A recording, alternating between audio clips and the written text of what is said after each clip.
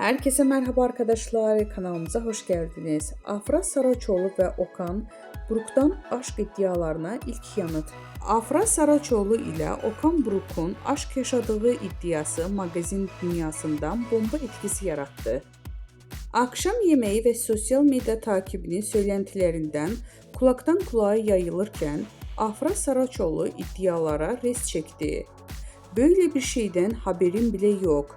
Siz uyduruyorsunuz" diyerek söylentilerin fitilini daha başlamadan söndürdü.